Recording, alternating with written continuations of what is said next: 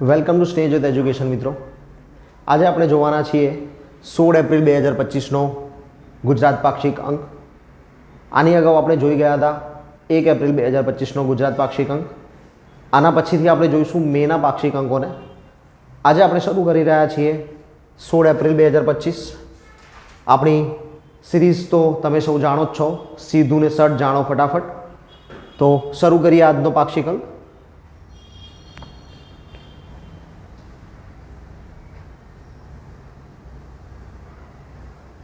આજના પાક્ષિક અંકમાં મિત્રો મૂળ શરૂઆત થાય છે જળ સંચયના અનુસંધાને.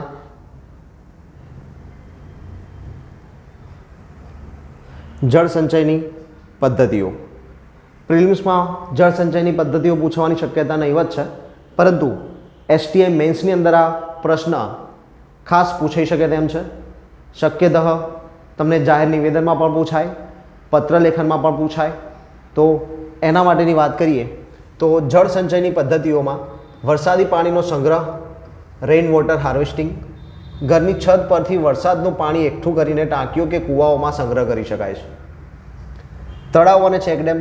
ગામડાઓમાં નાના તળાવો અને ચેકડેમ બનાવવાથી વરસાદનું પાણી જમીનમાં ઉતરે છે અને ભૂગર્ભ જળ વધે છે. ખેતરોમાં સંચય. ખેતીની જમીનમાં નાના ખાડા કે નહેરો બનાવીને પાણી રોકી શકાય છે. પરંપરાગત પદ્ધતિઓ.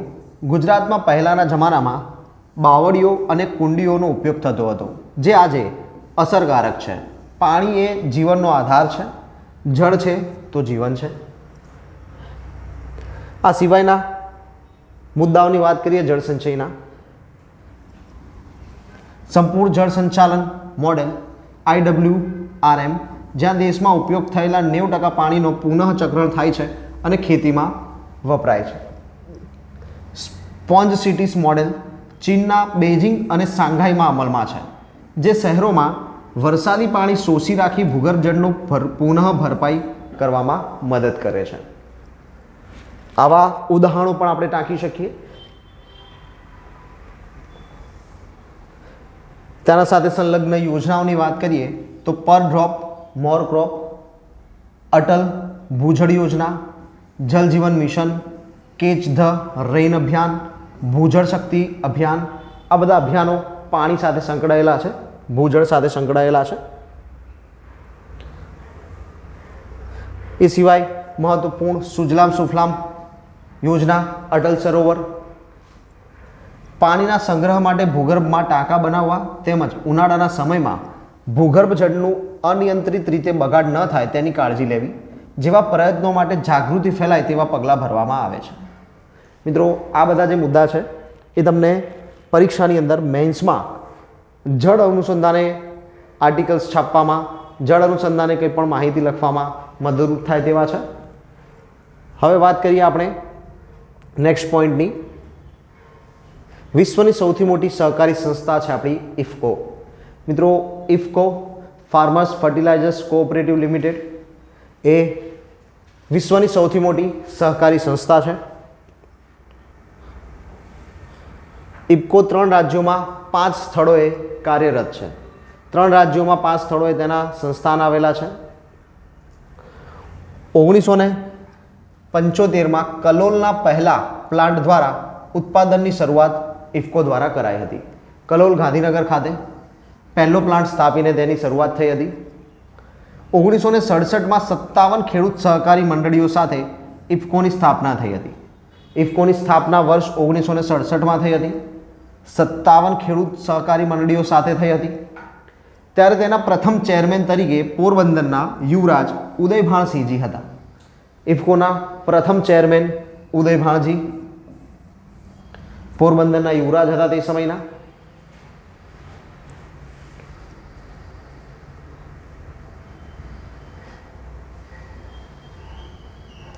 ત્યારબાદ વાત કરીએ મિત્રો ગુજરાતના મહત્વપૂર્ણ મેળા, માધવપુરના મેળા, જે ગુજરાતને પૂર્વ ભારત સાથે જોડે છે તેવો મેળો આપણો માધવપુરનો મેળો.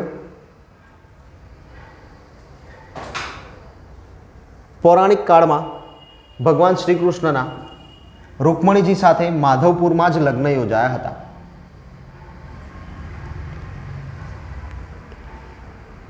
મિત્રો, મેળાની સંપૂર્ણ વાત આપણે આ અંકમાં જોવાના છીએ. આપણે ત્યાં કન્યા પક્ષને ધરાતી કહેવાય છે અને આ મેળામાં હવે ઈશાન ભારતથી પણ ઘણા ઘરાતી આવવા લાગ્યા છે. મિત્રો પૂર્વ ભારત, ઈશાન ભારત, પૂર્વ ભારત, આપણે જે દિશાઓની વાત કરીએ તો ઉત્તર, દક્ષિણ, પૂર્વ, પશ્ચિમ, એમાં ખૂણાઓની વાત કરીએ તો આપણે નામ યાદ રાખીએ છીએ વીણા. એમાં આ ભાગ એટલે કે ઈશાન ખૂણામાંથી, ઈશાન ભારતમાંથી આપણા જે પૂર્વોત્તર, ઉત્તર પૂર્વોત્તર રાજ્યો છે તેમાંથી આપણને ઘરાતી મળે છે. એટલે કે રૂકમણીજીના પરિવાર સંલગ્ન તે લોકો હાજરી આપે છે.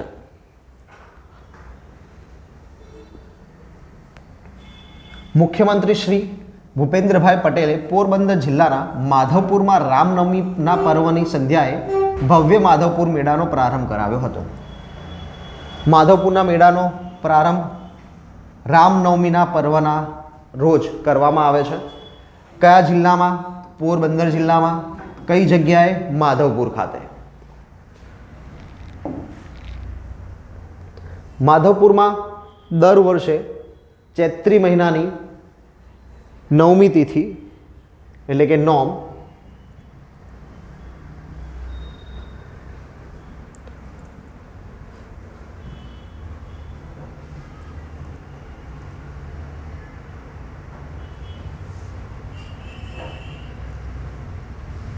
મિત્રો ચૈત્ર મહિનાની નવમી તિથિ નોમના રોજ અત્રે મેળાની શરૂઆત થાય છે.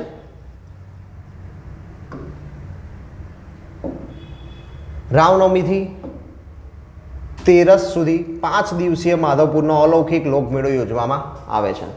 મેળાનો સમયગાળો છે 5 દિવસનો.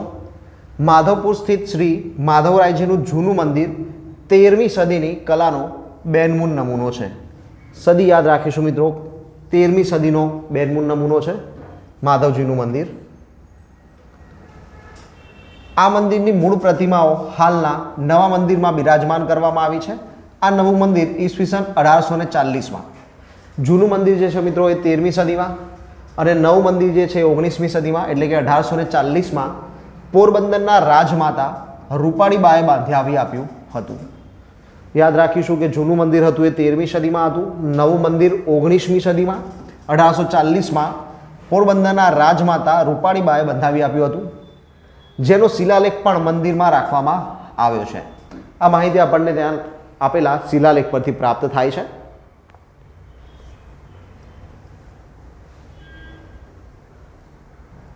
વડાપ્રધાન શ્રીના દિશા દર્શન હેઠળ સૌરાષ્ટ્ર તમિલ સંગમ કાર્યક્રમ.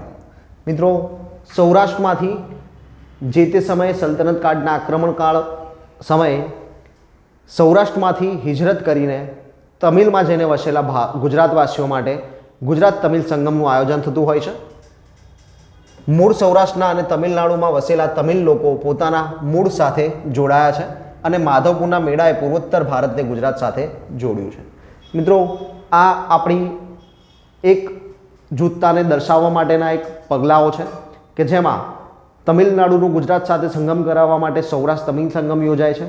તો તેવી જ રીતે ઉત્તર પૂર્વ ભારતના રાજ્યોનું ગુજરાત સાથેનું જોડાણ કરવા માટે માધવપુરનો મેળો યોજવામાં આવે છે.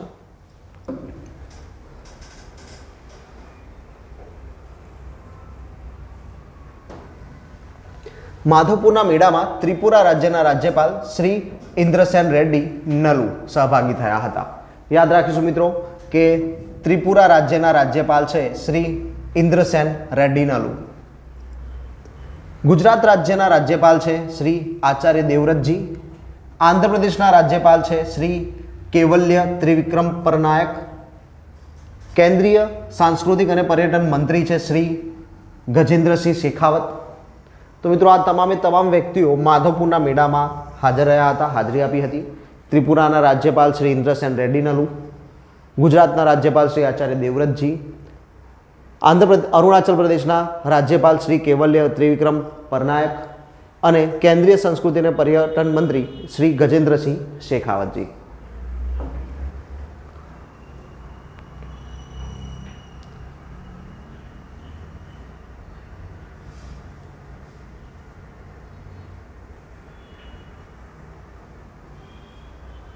માધવપુર ખાતે બીચ સ્પોટ ફેસ્ટિવલ. મિત્રો આપણે પાછલા પાક્ષિક અંકની અંદર જોયું હતું કે સોમનાથ ખાતે પણ બીચ ફેસ્ટિવલનું આયોજન કરવામાં આવેલું છે. ત્યારબાદ માધવપુરના મેળા સમયે માધવપુર બીચ ખાતે પણ બીચ સ્પોર્ટ્સ ફેસ્ટિવલનું આરંભ કરાયો છે.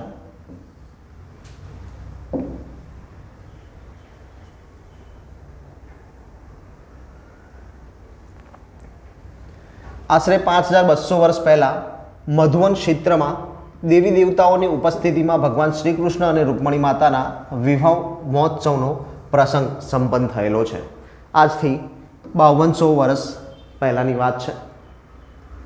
રૂક્ષ્મણી માતા સ્નાન કરવા માટે એક જલકુંડ બનાવવાની ઈચ્છા વ્યક્ત કરે છે અને જલકુંડનું નિર્માણ ભગવાન શ્રી કૃષ્ણ દ્વારા કરવામાં આવે છે. માતાજીના પ્રિય વૃક્ષ કદમની પાસે, એટલે કે આ જે કુંડ છે જલકુંડ, એ જલકુંડ પાસે કદમના વૃક્ષો વાવવામાં આવ્યા છે, જેના કારણે હાલ એ કુંડ કદમકુંડ તરીકે ઓળખાય છે.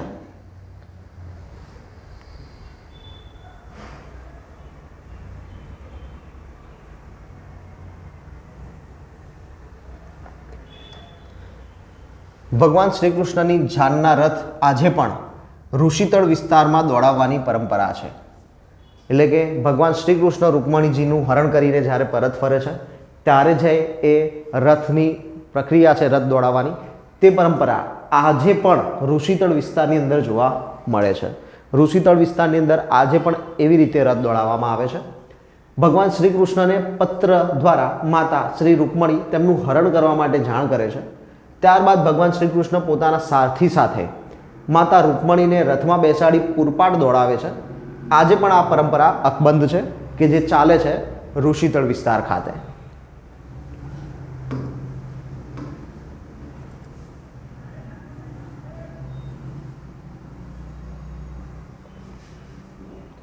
મિત્રો સારથી કોણ છે? તો સારથી છે દારૂક. ભગવાન શ્રી કૃષ્ણનો સારથી છે દારૂક, કે જે રૂકમણીજીના હરણ સમયે ભગવાન શ્રી કૃષ્ણ સાથે છે. માધવપુર સ્થિત માધવરાવજીનું મંદિર 15મી સદીમાં બાંધવામાં આવ્યું હતું. મિત્રો હાલ જ આપણે જોયું 13મી સદીનું જૂનું મંદિર. અત્રે અહીંયા લખ્યું છે માધવપુર સ્થિત માધવરાવજીનું મંદિર 15મી સદીમાં બાંધવામાં આવ્યું હતું અને અગાઉ આપણે જોઈ ગયા 13મી સદી. તો આપણે ફરી જોઈ લઈએ.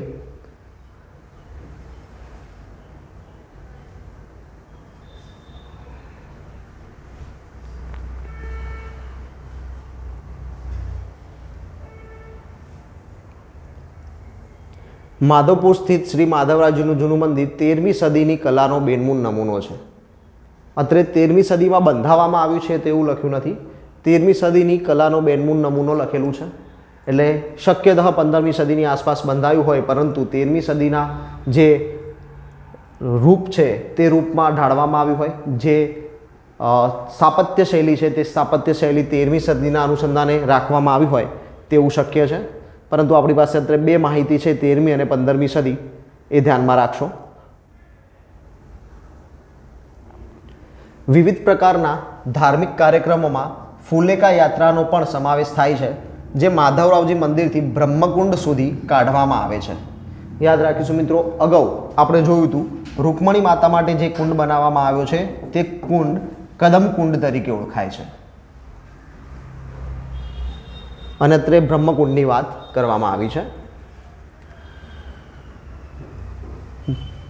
શ્રી માધવરાજજીનું પુરાણું મંદિર, 13મી સદીનું આ જૂનું મંદિર સમુદ્રથી ઉપર 200 ફૂટ ઉપર આવેલું વિષ્ણુ મંદિર છે. જૂના મંદિરની અંદર શ્રી માધવરાવજી શ્રી ત્રિકમરાયજીની પૂરા કદની જુગલ જોડી હતી. એટલે કે જૂનું જે મંદિર હતું તેમાં કેવી મૂર્તિ પ્રસ્થાપિત હતી? તો શ્રી માધવરાવજી શ્રી ત્રિકમરાયજીની પૂરા કદની, એટલે કે પૂરેપૂરી સંપૂર્ણ મૂર્તિ હતી. જુગલ મૂર્તિ હતી, એટલે કે બંને સાથે હોય તેવી મૂર્તિ હતી.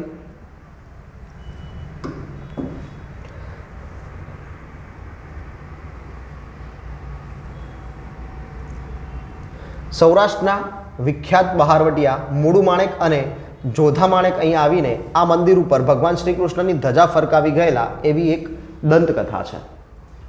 કિંવદંતી છે, બરોબર છે. 100% ગેરંટી નથી કે આવું થયું જ હશે, પરંતુ માન્યતા છે કે જે સૌરાષ્ટ્રના બહારવટીયાઓ છે મૂળું માણેક અને જોધા માણેક તેમણે અત્રે ધજા ચડાવેલી છે.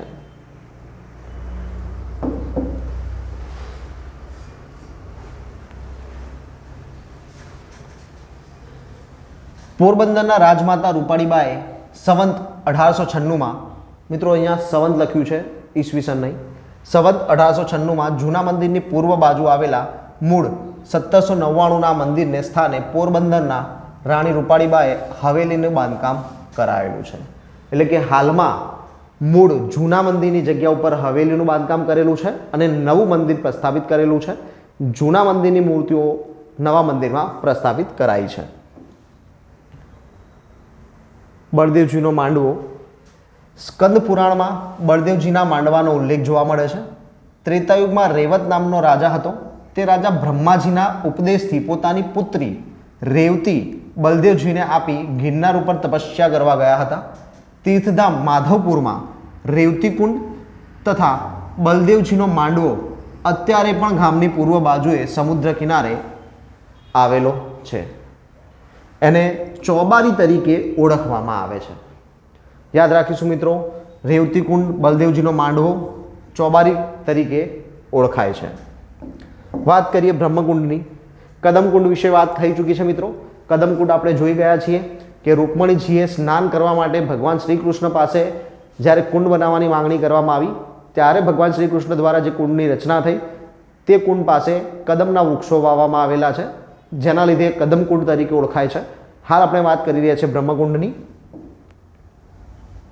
બ્રહ્મકુંડ પુરાણમાં એક કથા છે કે શ્રી કૃષ્ણ ભગવાન 5 પાંડવો સાથે અત્રે આવેલા અને બ્રહ્મકુંડમાં પવિત્ર સ્નાન કરેલું.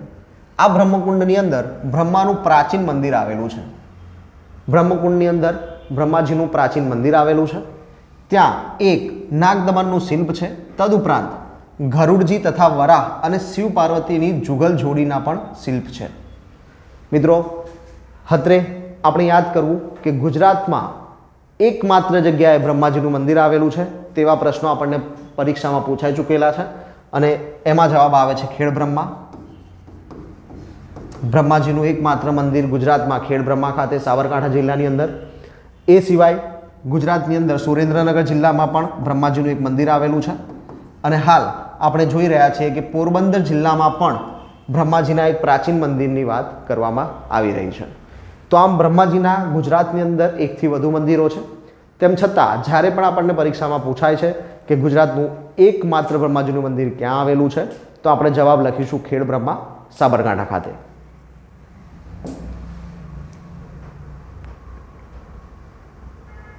ત્યારબાદ વાત કરીએ મિત્રો કપિલ મુનિની દેરીની. અરબી સમુદ્ર તટે કપિલ મુનિની દેરી આવેલી છે. આ દેરી ઉપર વર્ષો પહેલાં પંખ નામનું એક યાયાવર પક્ષી આવતું હતું. મિત્રો, આ પંખ નામના એક યાયાવર પક્ષીની કથા એવી છે કે આ પક્ષી આવતું હતું, આ દેરી પર બેસતું હતું. ત્યાંથી પબ્લિક તેને માધવરાવજી મંદિરે લઈ જતા હતા અને માધવરાવજી મંદિર ખાતે તે મૃત્યુ પામતું હતું. આ એક જૂની પરંપરા હતી અને આ ચાલતી હતી. હાલમાં આવી કોઈ પરંપરા ચાલુ નથી. આપણે યાદ રાખીશું કે પક્ષી જ્યાં આવીને બેસતું હતું એ હતી કપિલ મુનિની દેરી અને પક્ષી છે પંખ.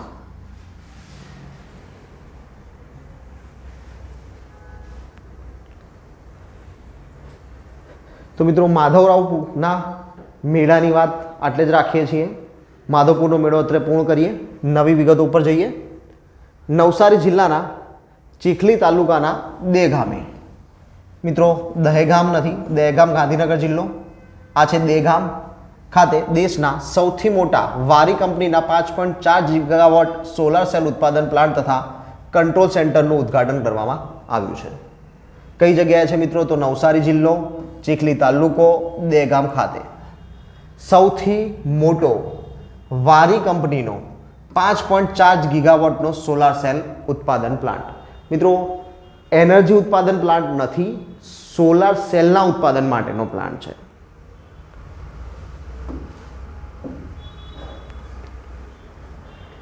આપણી રિન્યુએબલ એનર્જી કેપેસિટી દેશની કુલ કેપેસિટીના 15% છે. એટલે કે ગુજરાતની રિન્યુએબલ એનર્જી કેપેસિટી ભારતની કુલ કેપેસિટીના 15% છે. એટલે કે 32,924 મેગાવોટ છે. 32,924 megawatt renewable energy capacity Gujarat ધરાવે છે. પીએમ સૂર્ય શક્તિ મફત વીજળી ઘર યોજનામાં લગભગ 42% યોગદાન સાથે ગુજરાત અગ્રીમ સ્થાને છે. એટલે કે આ યોજનાની અંદર સૌથી વધુ લાભ મેળવનારું રાજ્ય હોય તો તે ગુજરાત છે. મિત્રો, પીએમ સૂર્યશક્તિ મફત વીજળી ઘર યોજનાની અંદર ઘરો ઉપર સોલાર રૂફટોપ લગાવવામાં આવે છે. સોલાર રૂફટોપ જે છે એ યોજના અલગથી પણ મળે છે, જેમાં સરકાર મહત્તમ 78,000 રૂપિયાની સહાય પૂરી પાડે છે.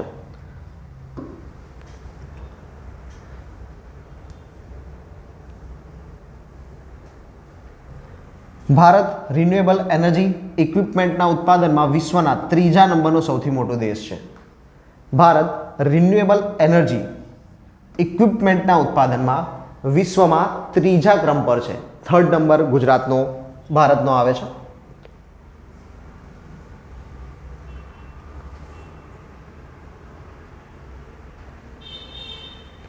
જ્યાં જ્યાં વસે એક ગુજરાતી ત્યાં ત્યાં સદાકાળ ગુજરાત. જ્યાં જ્યાં બોલાતી ગુજરાતી ત્યાં ત્યાં ગુર્જરીની મહોલાત. મિત્રો, આ જે પંક્તિ છે એ છે અર્દેશ્વર ખબરદારજીની. અર્દેશ્વર ખબરદારજીની આ પંક્તિ છે. મધ્યપ્રદેશની રાજધાની ભોપાલ.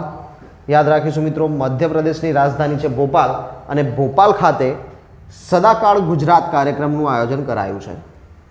વર્ષ 2025નું સદાકાળ ગુજરાતનું કાર્યક્રમનું આયોજન મધ્યપ્રદેશ રાજ્યના ભોપાલ ખાતે કરવામાં આવેલું છે. ગયા વર્ષે એટલે કે વર્ષ 2024માં આ કાર્યક્રમનું આયોજન આપણે કર્ણાટકમાં કર્યું હતું. દર વર્ષે આપણે સદાકાળ ગુજરાત કાર્યક્રમ અલગ અલગ રાજ્યોમાં યોજતા હોઈએ છીએ.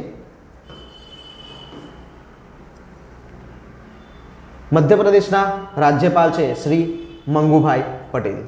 મધ્યપ્રદેશ રાજ્યના રાજ્યપાલ છે શ્રી મંગુભાઈ પટેલ.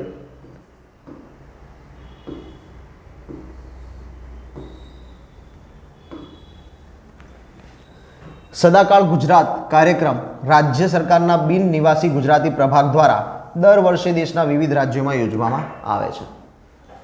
કોણ યોજે છે મિત્રો? તો બિન નિવાસી ગુજરાતી પ્રભાગ, બિન નિવાસી ગુજરાતી વિભાગ દ્વારા આનું આયોજન થાય છે. 2024માં આવો કાર્યક્રમ કર્ણાટકના બેંગલુરુ ખાતે યોજાયો હતો.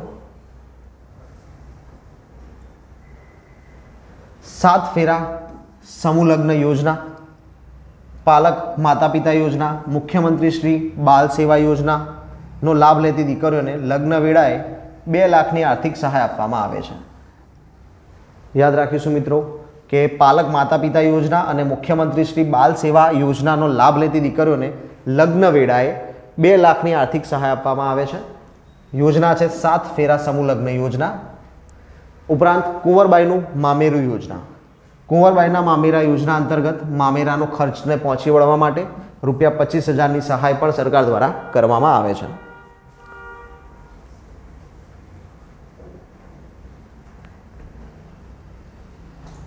ચાંગોદર ખાતે દેશના સૌપ્રથમ ગિયર્ડ ઇલેક્ટ્રિક મોટર બાઇક પ્લાન્ટનો શુભારંભ. ભારત આજે વિશ્વની 5મી સૌથી મોટી અર્થવ્યવસ્થા બન્યું છે અને ઓટોમોબાઈલ ક્ષેત્રે 12%નો ગ્રોથ ધરાવે છે. યાદ રાખીશું મિત્રો કે ગુજરાત ઓટોમોબાઈલ ઇન્ડસ્ટ્રીઝની અંદર કેટલા ટકાનો ગ્રોથ ધરાવે છે? તો 12%નો ગ્રોથ ધરાવે છે.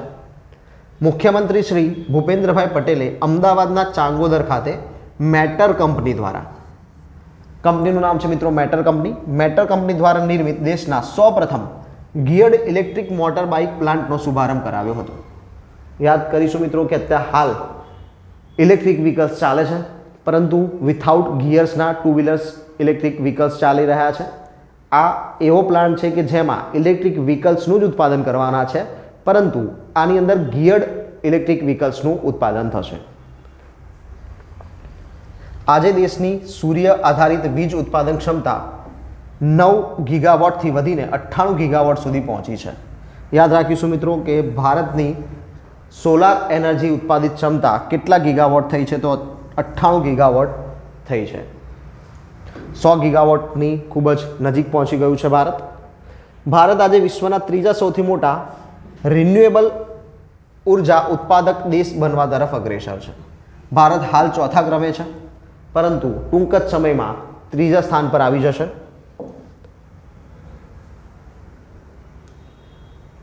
ઇલેક્ટ્રિક વ્હીકલ પોલિસી 2021, ગુજરાત સરકારે ઇલેક્ટ્રિક વ્હીકલ પોલિસી 2021 લોન્ચ કરી અને 2021થી જ ઇલેક્ટ્રિક વ્હીકલોને પ્રોત્સાહન આપવાની શરૂઆત કરી દીધી હતી. ઇલેક્ટ્રિક વ્હીકલ માટે જરૂરી લિથિયમ આયન બેટરીના ઉત્પાદનને રાજ્ય સરકાર પ્રોત્સાહન આપી રહી છે. યાદ રાખીશું મિત્રો કે ઇલેક્ટ્રિક વ્હીકલ્સ જે છે ઈવી વ્હીકલ્સ જે છે એની અંદર જે બેટરી યુઝ કરવામાં આવે છે એ બેટરી છે આયન લિથિયમ બેટરી. તો આ આયન લિથિયમ બેટરીના ઉત્પાદન માટે પણ રાજ્ય સરકાર સહાય કરે છે, કારણ કે બેટરીઓનું ઉત્પાદન પણ એટલું જ જરૂરી છે કે જેટલું જરૂરી ઇલેક્ટ્રિક વ્હીકલ્સનું છે. બેટરી વગર ઇલેક્ટ્રિક વ્હીકલ્સ નકામા થઈ જશે.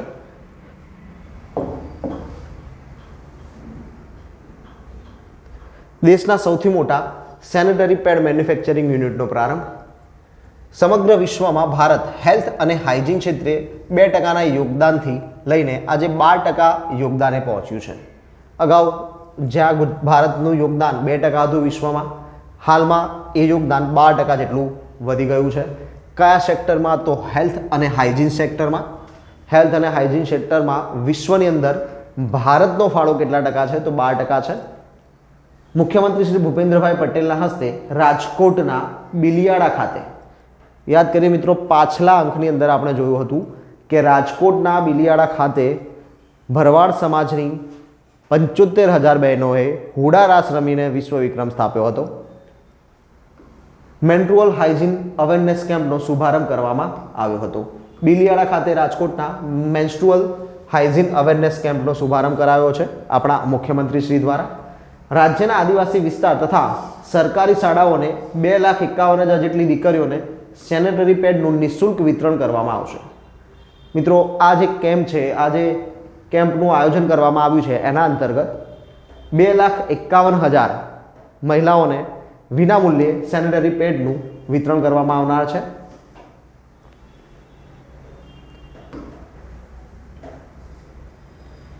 ત્યાર પછીનો મુદ્દો જોઈએ મિત્રો.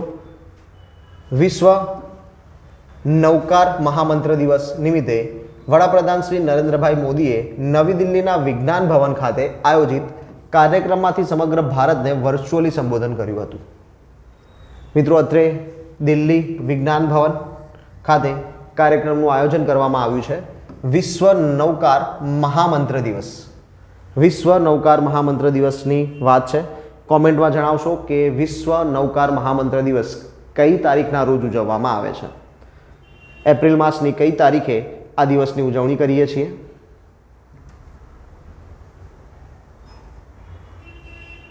કેચ ધ રેઇન અભિયાન, સુજલામ સુફલામ જળ અભિયાન 2.0નો મહેસાણાથી પ્રારંભ કરવામાં આવ્યો છે આ વર્ષે. આ વર્ષે કેચ ધ રેઇન કાર્યક્રમ અંતર્ગત સુજલામ સુફલામ જળ અભિયાનનો પ્રારંભ આપણે મહેસાણા જિલ્લાથી કરાવ્યો છે.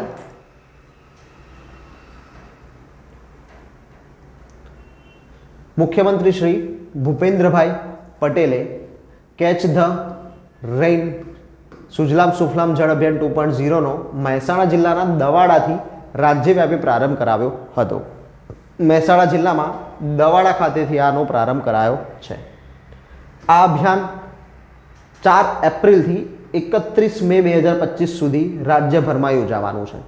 કાર્યકાળ કેટલો છે મિત્રો? તો 4 એપ્રિલે શરૂઆત થઈ છે અને 31 મે એટલે કે મે માસ પૂરો થશે ત્યાં સુધી છે, એટલે કે ઓલમોસ્ટ 2 મહિના જેટલો સુજલામ સુફલામ જળ અભિયાનનો કાર્યકાળ છે.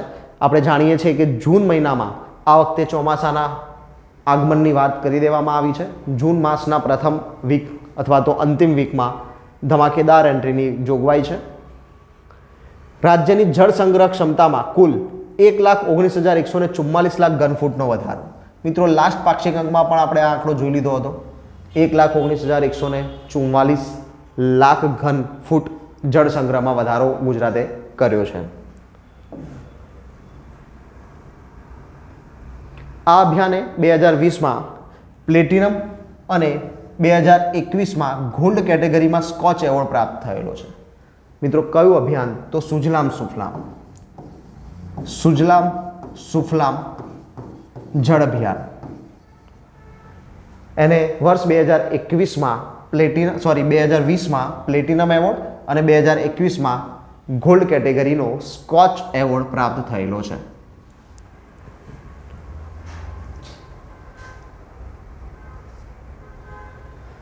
ત્યારબાદ વાત કરીએ મિત્રો વિશ્વ હોમિયોપેથી દિવસ. વિશ્વ હોમિયોપેથી દિવસથી જ 2 દિવસીય હોમિયોપેથી કોન્ફરન્સ યોજવામાં આવી હતી. મિત્રો ખાસ અત્યારે આપણા માટે પરીક્ષામાં પૂછાય તેવા પ્રશ્નોમાં 2 પ્રશ્નો ઇમ્પોર્ટન્ટ છે. એક હોમિયોપેથીના જનક છે ડૉક્ટર સેમ્યુઅલ હેનીમેન, અને બીજો પ્રશ્ન છે કે હોમિયોપેથી દિવસ ક્યારે ઉજવવામાં આવે છે. તો મિત્રો કમેન્ટમાં જણાવો કે વિશ્વ હોમિયોપેથી દિવસની ઉજવણી આપણે કયા દિવસે કરીએ છીએ. ખાસ યાદ રાખજો મિત્રો, પરીક્ષાની અંદર ઘણી બધી વખત જોવામાં આવ્યું છે કે ઓછામાં ઓછો એક પ્રશ્ન આવી રીતે ડે સેલિબ્રેશનમાંથી પૂછાતો આવ્યો છે.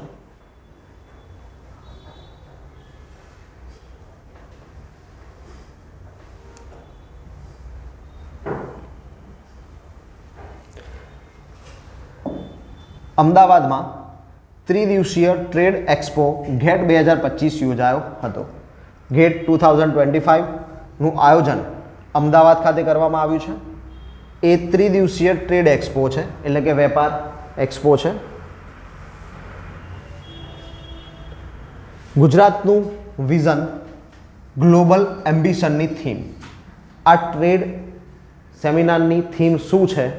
તો ગુજરાતનું વિઝન ગ્લોબલ એમ્બિશન થીમ સાથે યોજાયેલા આ ટ્રેડ એક્સપોમાં 15,000થી વધુ B2B મુલાકાતીઓ ભાગ લીધો હતો. B2B બિઝનેસ ટુ બિઝનેસ મુલાકાતીઓએ ભાગ લીધો હતો.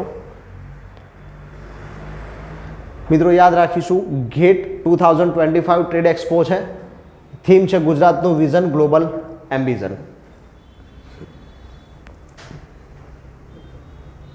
નર્મદા જિલ્લાના રાજપીપળાના પ્રતિષ્ઠિત સમાજ સુધારક, શિક્ષણવિદ અને આદિવાસીઓના કલ્યાણને આજીવન સમર્પિત સ્વર્ગસ્થ રત્નસિંહજી મહિડાની સ્મૃતિમાં રત્નસિંહજી મહિડા મેમોરિયલ એવોર્ડની શરૂઆત કરવામાં આવી છે. આ એવોર્ડની શુભ શરૂઆત કરવામાં આવી છે. મુખ્યમંત્રી શ્રી ભૂપેન્દ્રભાઈ પટેલે બિરસા મુંડા ટ્રાઇબલ યુનિવર્સિટીના વાઇસ ચાન્સેલર, યાદ રાખીશું, બિરસા મુંડા ટ્રાઇબલ યુનિવર્સિટીના વાઇસ ચાન્સેલર ડૉક્ટર મધુકર પાડવી એક વ્યક્તિ થઈ ચૂક્યા છે. બીજા વ્યક્તિની વાત કરીએ, આંધ્ર યુનિવર્સિટી વિશાખાપટ્ટનમના પ્રથમ મહિલા આદિવાસી વાઇસ ચાન્સેલર ડૉક્ટર એસ પ્રસન્નાને રત્નસિંહ મહિડા મેમોરિયલ એવોર્ડથી સન્માનિત કરેલા છે.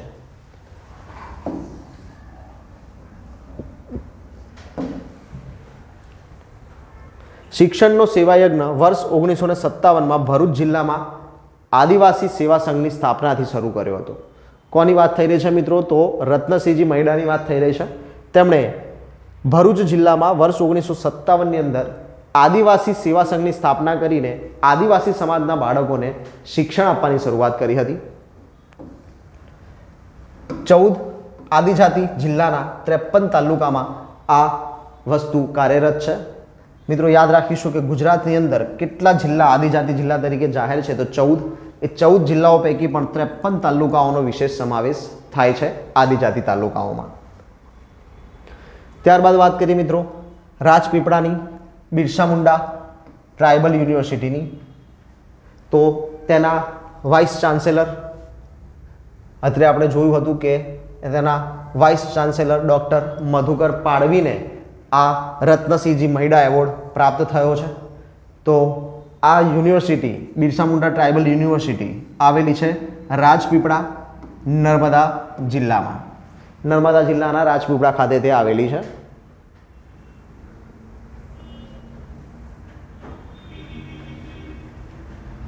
વાત કરીએ હવે નર્મદા મૈયાની પરિક્રમાની. તો મુખ્યમંત્રી શ્રી ભૂપેન્દ્રભાઈ પટેલે ચૈત્ર મહિનામાં ચાલી રહેલી માં નર્મદાની પંચકોશી પવિત્ર પરિક્રમાના અવસરે નર્મદાના રામપુરા ઘાટ ખાતે, રામપુરા ઘાટ નર્મદા જિલ્લો, નર્મદા નદી ખાતે પહોંચીને નર્મદા મૈયાની પૂજા અર્ચના કરી હતી. તો યાદ રાખીશું મિત્રો, અહીંયા રામપુરા ઘાટ, નર્મદા નદી અને નર્મદા જિલ્લો. રામપુરા ઘાટની વાત ખાસ યાદ રાખશો. પ્લસ બીજું યાદ રાખીશું, નર્મદા મૈયાની પરિક્રમા કયા માસમાં યોજાય છે? તો ચૈત્ર માસમાં યોજાય છે નર્મદા મૈયાની પરિક્રમા.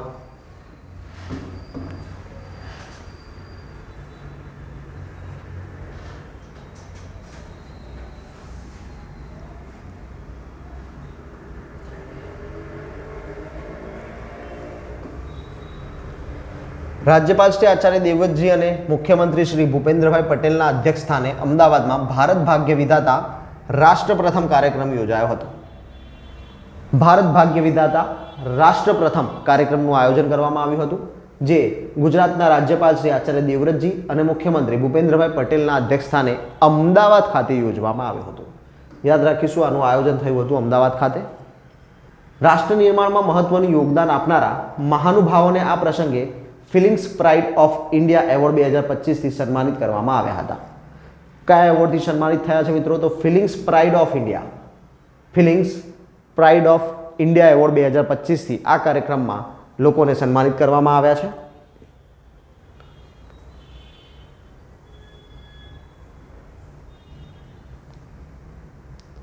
ત્યારબાદ વાત કરીએ ભારત રત્ન ડૉક્ટર બાબા સાહેબ આંબેડકરની 134મી જન્મ જયંતિની ભાવાંજલિ. મિત્રો 14 એપ્રિલના રોજ 2025માં ડૉક્ટર BR આંબેડકરજીની 134મી જન્મ જયંતિનું આયોજન થઈ ગયું. વિધાનસભાના અધ્યક્ષ શ્રી શંકરભાઈ ચૌધરી, યાદ રાખીશું મિત્રો કે વિધાનસભાના અધ્યક્ષ છે શ્રી શંકરભાઈ ચૌધરી. હાલમાં કેટલામી વિધાનસભા ચાલી રહી છે? પાછલા અંકની અંદર આપણે જોઈ ગયા હતા અને ત્યારે આપણે પૂછવામાં પણ આવ્યું હતું કે લોકસભાનો ક્રમ જણાવો. આપણે જોયું હતું કે 15મી વિધાનસભા ચાલી રહી છે.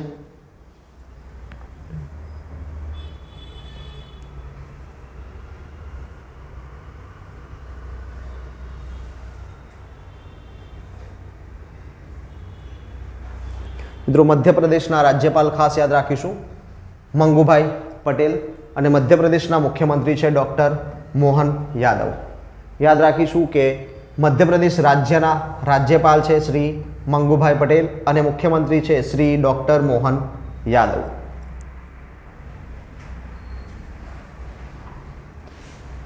ચેટીચાંદ ઉત્સવ મિત્રો, તો સિંધી સમાજના ચેટીચાંદ દિવસની અમદાવાદમાં ઉજવણીનું આયોજન થયું હતું. એક લાંબી રેલીનું આયોજન કરવામાં આવ્યું હતું આમાં.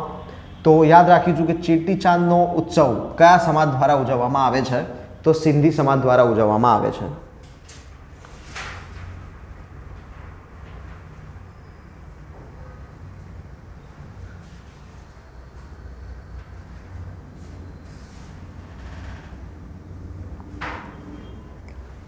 વિવિધ વ્યક્તિલક્ષી આર્થિક અને શૈક્ષણિક યોજનાઓમાં આવક મર્યાદાનું ધોરણ ₹6 લાખ કરવાનો રાજ્ય સરકારે નિર્ણય કરેલો છે. આપણે પાછલા અંકમાં પણ જોયું હતું કે આરટીઈ અંતર્ગત એડમિશન લેતા લોકોને ગ્રામ્ય આવક 1.20થી 6 લાખ કરી છે અને શહેરીની 1.50થી 6 લાખ કરી છે. તો તેવી જ રીતે વિવિધ વ્યક્તિલક્ષી આર્થિક અને શૈક્ષણિક યોજનાઓમાં આવકની મર્યાદાનું ધોરણ 6 લાખ નિર્ધારિત કરી દેવામાં આવ્યું છે.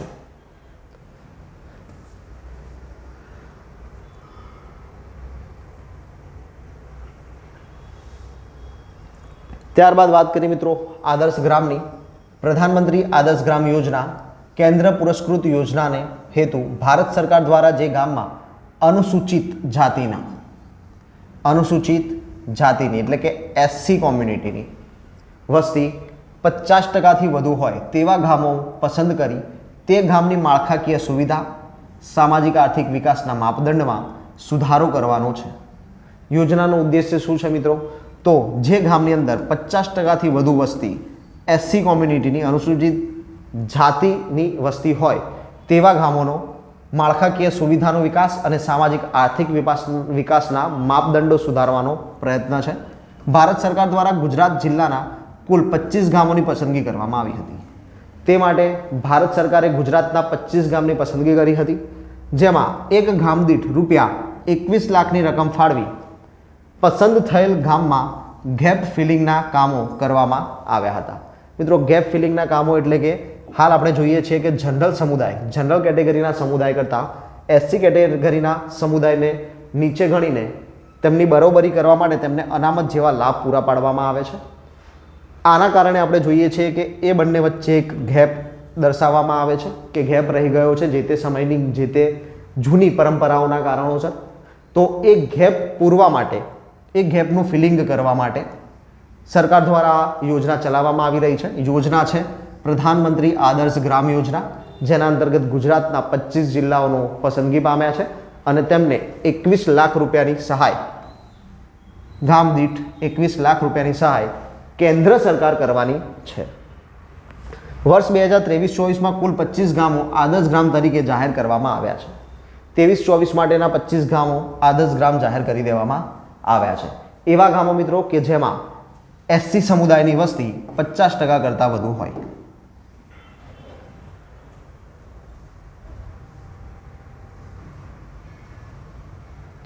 ત્યારબાદ વાત કરીએ મિત્રો એક નવી યોજના, વિદેશ ઉચ્ચ અભ્યાસ લોન યોજનાની, જેમાં વાર્ષિક 4%ના વ્યાજ દરે ₹15 લાખની લોન સરકાર દ્વારા ચૂકવવામાં આવે છે.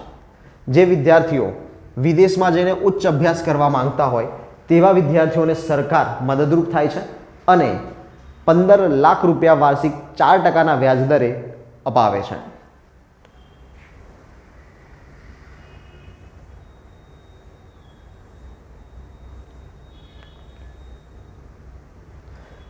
લગ્ન સહાય યોજનાઓની વાત કરીએ તો અનુસૂચિત જાતિના યુવક યુવતી છો અને અનુસૂચિત જાતિ સિવાય અન્ય કોઈ પણ જાતિ, સંવર્ગ, બક્ષીપંચ કે અનુસૂચિત જનજાતિના યુવક યુવતી સાથે લગ્ન કરો છો તો ડૉક્ટર સવિતાબેન આંબેડકર આંતરજ્ઞાતીય લગ્ન સહાય યોજના અંતર્ગત લાભ મળવા પાત્ર છે. એટલે કે આ યોજના અંતર્ગત કોઈ એક વ્યક્તિ મેલ એસસી છે તો ફિમેલ એસસી સિવાયની કેટેગરીમાંથી હોવા જોઈએ. જો મહિલા એસસી કેટેગરીમાંથી છે તો મેલ એસસી સિવાયની કેટેગરીમાંથી હોવા જોઈએ. તો આ યોજનાનો લાભ મળી શકે છે. આ યોજનાનું નામ છે ડૉક્ટર સવિતાબેન આંબેડકર આંતરજ્ઞાતીય લગ્ન સહાય યોજના. યોજનામાં લાભ શું આપવામાં આવે છે મિત્રો એની વાત કરીએ તો 1.5 લાખની રકમ ઘર વપરાશના સાધનો ખરીદવા માટે આપવામાં આવે છે અને ₹1 લાખની સહાય પતિ પત્નીના સંયુક્ત નામે નાની બચતના પ્રમાણપત્ર રૂપે ભેટ સ્વરૂપે અપાય છે. એટલે કે ટોટલ 2.5 લાખ રૂપિયાની અહીંયા સહાય સરકાર કરે છે. ડૉક્ટર સવિતાબેન આંબેડકર આંતરજ્ઞાતીય લગ્ન સહાયની અંદર સરકાર કુલ 2.5 લાખની સહાય કરે છે, જેમાં 1.5 લાખ રૂપિયાની સહાય ઘર વખરી ખરીદવા માટે અને ₹1 લાખ બચત પેટે બંને વ્યક્તિના સંયુક્ત નામે સંયુક્ત ખાતામાં જમા કરાવે છે.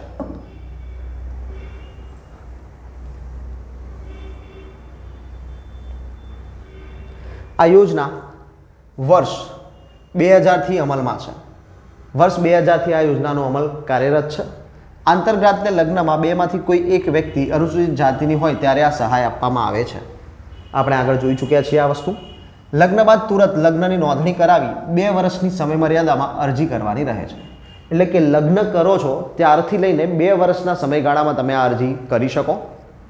વિધુર કે વિધવા જેને બાળકો ન હોય, વિધુર મહિલા અથવા તો વિધુર વ્યક્તિ અથવા તો વિધવા મહિલા કે જેને બાળકો નથી તેવી વ્યક્તિ પુનઃલગ્ન કરે તો આ યોજના હેઠળ સહાય મળવા પાત્ર છે. યાદ રાખીશું કે વિધુર વ્યક્તિ અથવા તો વિધવા મહિલા જો પુનઃ લગ્ન કરે છે તો તેવા કિસ્સામાં તેમને આ લાભ મળવા પાત્ર છે. પરંતુ છૂટાછેડા લીધેલા હોય, છૂટાછેડાના કેસમાં યોજનાનો લાભ મળતો નથી. જો છૂટાછેડા લેવામાં આવેલા હોય તો તેવા કેસની અંદર આનો લાભ મળતો નથી. વિશેષમાં આ યોજનાના લાભ માટે આવક અંગે કોઈ મર્યાદા નથી. મિત્રો આગળ આપણે જોયું એજ્યુકેશનલ અને શૈક્ષણિક દ્રષ્ટિએ મર્યાદા 6 લાખ કરી, પરંતુ આ યોજના અંતર્ગત સહાય મેળવવા માટે કોઈ પણ પ્રકારની આવક મર્યાદા રાખવામાં આવી નથી. તમારી આવક ગમે એ હોય તમે આ યોજનાનો લાભ મેળવી શકો છો.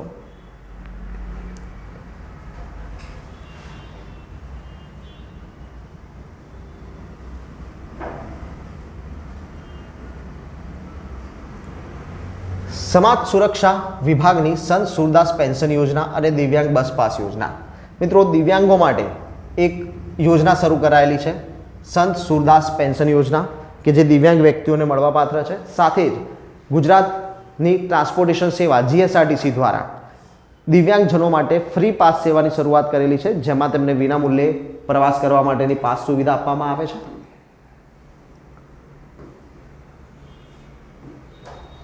દિવ્યાંગ બસ યોજના અન્વયે રાજ્યભરમાં એસટીની બસોમાં નિઃશુલ્ક મુસાફરી કરી શકાય છે. 40% કે તેથી વધુ દિવ્યાંગતા ધરાવતા 21 પ્રકારમાંથી કોઈ પણ પ્રકારની દિવ્યાંગતા ધરાવતા હોય, પરંતુ 40%થી કે તેથી વધુ દિવ્યાંગતા હોય તેવા વ્યક્તિઓ, ટોટલ 21 પ્રકારની દિવ્યાંગતા પૈકીની કોઈ પણ એક દિવ્યાંગતા હોય અને 40%થી વધુ હોય તેવા વ્યક્તિઓને સરકારશ્રીના નીતિ નિયમો પ્રમાણે બસ સેવામાં લાભ મળે છે.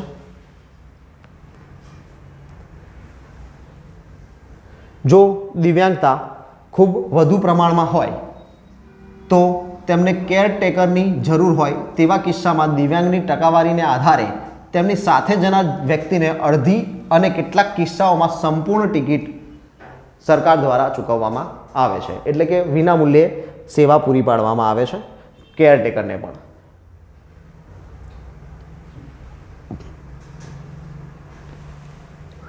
ભજન રત્ન પદ્મશ્રી હેમંત ચૌહાણ. હેમંત ચૌહાણજીનો ઉલ્લેખ અત્રે કરાયો છે. ભજનીક હેમંત ચૌહાણજીને આપણે સર્વે જાણીએ.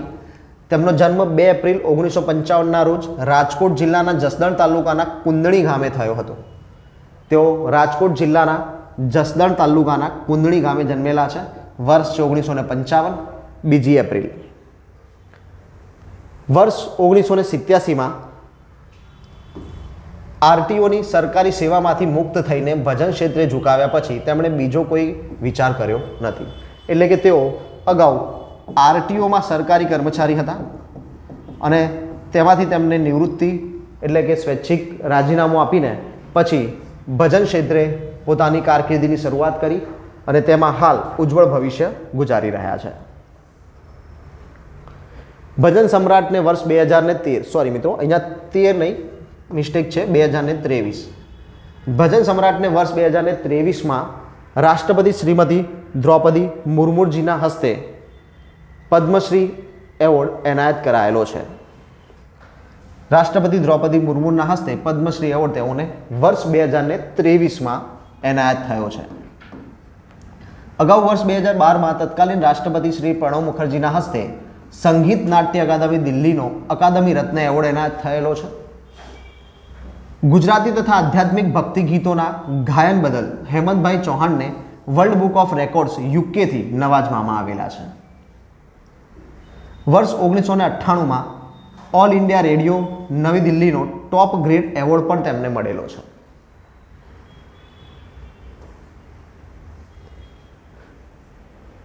બીજા ઘણા વિવિધ એવોર્ડ્સ છે. બ્રિટિશ પાર્લિયામેન્ટમાં બોબ બ્લેકમેન હીરોના સાંસદ દ્વારા સંગીત ભૂષણ એવોર્ડ, 2017માં પૂજ્ય મોરારી બાપુના હસ્તે સૌરાષ્ટ્ર યુનિવર્સિટીનો લોકગાયક હેમુ ગઢવી એવોર્ડ, વર્ષ 2019માં પૂજ્ય મોરારી બાપુ દ્વારા તલગાજડામાં સંતવાણી જેવા વિવિધ એવોર્ડ તેઓને પ્રાપ્ત થયેલા છે. વડાપ્રધાન શ્રી નરેન્દ્રભાઈ મોદીએ એક શુભેચ્છા સંદેશમાં હેમંતભાઈને ભક્તિ પરંપરાના વાહક ગણાવ્યા છે. એટલે કે હેમંતભાઈ ચૌહાણને ઉપનામ આપવામાં આવ્યું છે ભક્તિ પરંપરાના વાહક. ઉપનામ આપનાર છે આપણા હાલના વડાપ્રધાન શ્રી નરેન્દ્રભાઈ મોદી.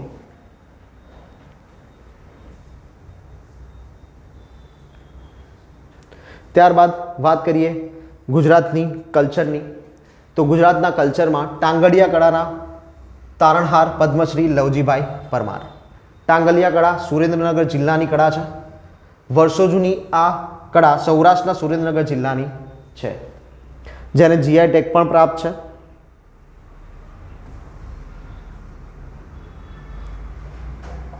લવજીભાઈએ વર્ષ 1984-85માં સૌપ્રથમ ટાંગલિયા શાલ બનાવી હતી.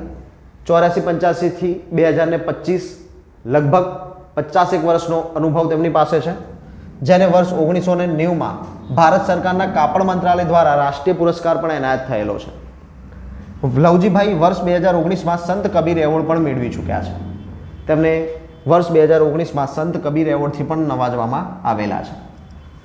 વર્ષ 2009માં ટાંગલિયાને મળેલું જીઆઈ ટેગ ગુજરાતની ટાંગલિયા હસ્તકળાના સમૃદ્ધ વારસા અને જટિલ કારીગરીને વ્યાખ્યાયિત કરે છે. તો યાદ રાખીશું મિત્રો કે વર્ષ 2009માં ટાંગલિયા શાલને જીઆઈ ટેગ પ્રાપ્ત થયેલું છે.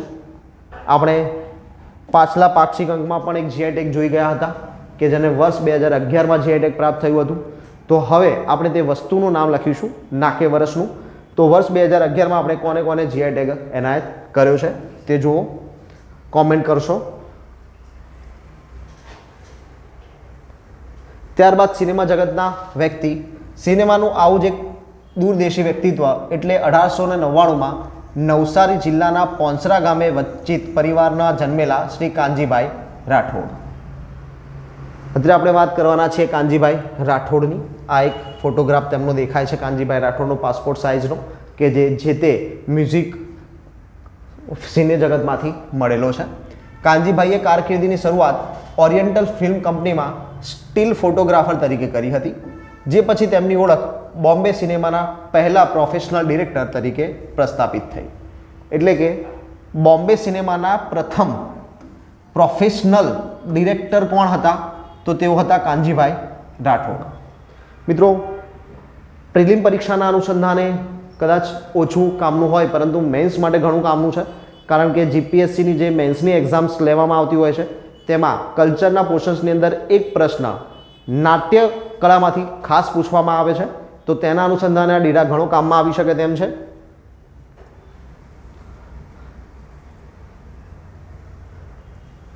તેમણે મુચ્છકટિકમ અને નરસિંહ મહેતા જેવી ફિલ્મમાં અભિનયના ઓજસ પણ પાથર્યા છે, એટલે કે અભિનેતા તરીકે કામ કરેલું છે. આમ 1913માં આપણી ગુજરાતની પહેલી ફિલ્મ રાજા હરિશ્ચંદ્ર બની હતી, જે એક મૂંગી ફિલ્મ હતી. યાદ રાખીશું મિત્રો કે ગુજરાતની સૌ પ્રથમ ફિલ્મ રાજા હરિશ્ચંદ્ર 1913. રાજા હરિશ્ચંદ્ર ફિલ્મ એક મૂક ફિલ્મ હતી, મૂંગી ફિલ્મ હતી, જેમાં અવાજ ન હતો, સાઉન્ડ ન હતો, ફક્ત અને ફક્ત ચિત્રલેખન હતું. તો યાદ રાખીશું મિત્રો, વ્યક્તિ કાનજીભાઈ રાઠોડ, નવસારી જિલ્લાના છે. બોમ્બે સિનેમાના પહેલા પ્રોફેશનલ ડાયરેક્ટર બનેલા છે. તેમની ઘણી રચનાઓ અહીંયા રજૂ કરેલી છે, પરંતુ પરીક્ષાના પર્સપેક્ટિવથી આટલી માહિતી આપણા માટે ઇનફ છે. હાલમાં જ વાત કરી લીધી મિત્રો કે હાલમાં ગુજરાતની વિધાનસભા 15મી વિધાનસભા છે. હાલમાં જ વિધાનસભાના 6થા સત્રનું પૂર્ણાહુતિ થઈ છે મિત્રો. ત્યાર પછી છે જ્ઞાન યોજના, ગરીબ, અન્નદાતા, યુવાન અને નારી. ગરીબ, અન્નદાતા, યુવાન અને નારી સંયુક્ત છે જ્ઞાન.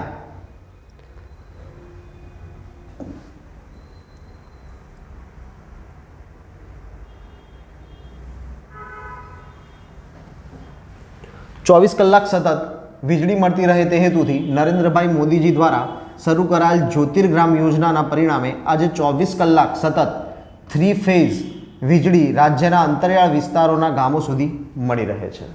એટલે કે ગુજરાતના તમામ ગામો સુધી હાલ 3 ફેઝ વીજળી પૂરી પાડવામાં આવેલી છે. યોજના છે જ્યોતિર્ગ્રામ યોજના, શરૂ કરાવી હતી હાલના વડાપ્રધાન શ્રી નરેન્દ્રભાઈ મોદીજીએ.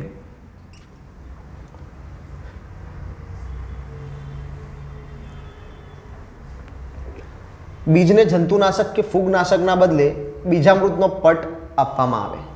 મિત્રો, પ્રિલિમ પર્સપેક્ટિવથી ઓછું અને મેન્સ પર્સપેક્ટિવથી વધારે કામનું છે આ કન્ટેન્ટ, કેમ કે હાલમાં ખેતીના અનુસંધાને ખૂબ જ અવનવા પ્રશ્નો પૂછાતા હોય છે.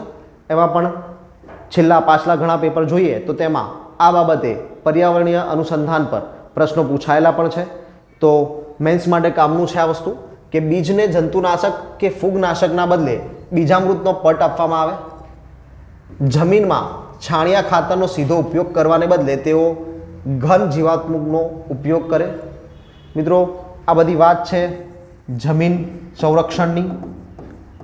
ખેતી માટે કેવા પગલાં લેવાથી જમીન સંરક્ષણ મળી શકે, સાથે જ પાકની અંદર આપણને પ્રાકૃતિક ખેતીના લાભ મળે. અનાજ પાકની અંદર આપણને કુદરતી તત્વો, જે પોષક તત્વો છે, પોષક તત્વો યુક્ત ખોરાક મળી રહે તે માટેની વાત છે. આ પદ્ધતિથી જમીનમાં અસંખ્ય ઉપયોગી સૂક્ષ્મ જીવાણુઓનો ઉમેરો થાય છે.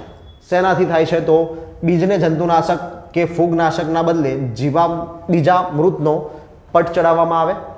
જમીનમાં છાણિયા ખાતરનો સીધો ઉપયોગ કરવાને બદલે તેનો ઘન જીવામૃતનો ઉપયોગ કરવામાં આવે તો જમીનમાં અસંખ્ય સૂક્ષ્મ જીવોનો ભરાવો રહે છે. પિયતના પાણી સાથે મહિનામાં એકવાર જીવામૃત આપવામાં આવે છે. પિયતના પાણી સાથે જ્યારે પાણી છોડવામાં આવે છે ખેતરમાં પાક માટે, ત્યારે 1 મહિનામાં ફક્ત એક જ વખત જીવામૃત એમાં ઉમેરવામાં આવે અને દર 15 દિવસે પાક પર જીવામૃતનો છંટકાવ કરવામાં આવે.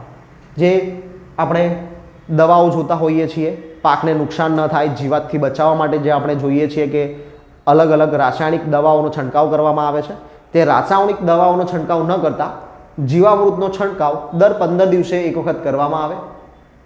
જીવામૃત જમીનમાં સૂક્ષ્મ જીવાણુની સંખ્યામાં વધારો કરશે.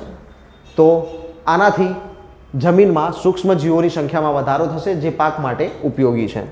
પિયત માટે તેઓ ગાદી ક્યારા પદ્ધતિ અને ટપક પદ્ધતિનો ઉપયોગ કરે છે. એટલે કે ખેતી માટે ખાસ કરીને ગાદી ક્યારા પદ્ધતિ અને ટપક સિંચાઈ પદ્ધતિનો ઉપયોગ કરવો સારો રહે છે. પાકને જરૂરિયાત મુજબનો જ ભેજ મળશે. આના કારણે જમીનનું તાપમાન જાળવવા અને ભેજ તથા પોષક તત્વોનો વ્યય ઘટાડવા માટે તેઓ મુખ્ય પાકની 2 હાર વચ્ચે પાક અવશેષોનું આચ્છાદન કરે છે.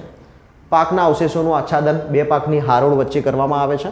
જમીન પર ફેલાતા કઠોળ વર્ગના પાકોનું વાવેતર કરે છે, જેનાથી નિંદામણનું નિયંત્રણ પણ સારી રીતે થાય છે. એટલે કે 2 પાકની હાર વચ્ચે કઠોળની એક હાર રાખવામાં આવે છે, જેથી કરીને નિંદણની પ્રક્રિયા ઘટી જાય છે, નિંદણ ઘણું ઓછું થઈ જાય છે.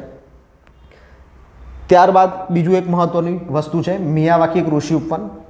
મિયાવાકી પદ્ધતિથી એક ઉપવન ઊભું કરવું. મિયાવાકી પદ્ધતિ મિત્રો જાપાનની એક વૃક્ષ જંગલ ઊભું કરવા માટેની પદ્ધતિ છે કે જેમાં ખૂબ જ નાના વિસ્તારની અંદર મોટા પ્રમાણમાં વૃક્ષો વાવીને જંગલ ઊભું કરવામાં આવે છે.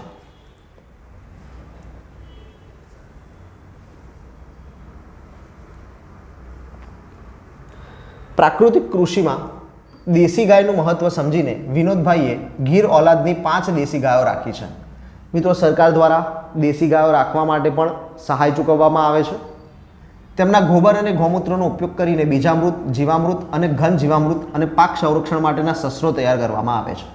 આ દેશી ઓલાદની ગાયોના છાણ અને મળમૂત્રમાંથી જ બીજામૃત, જીવામૃત અને ઘન જીવામૃત બનાવવામાં આવે છે કે જે પાક માટે ઘણું ઉપયોગી છે, જમીન માટે ઘણું સારું છે.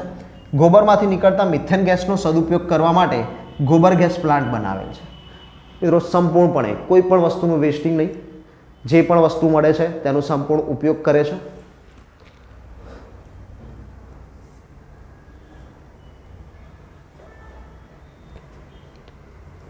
ધ્વજ સંહિતા.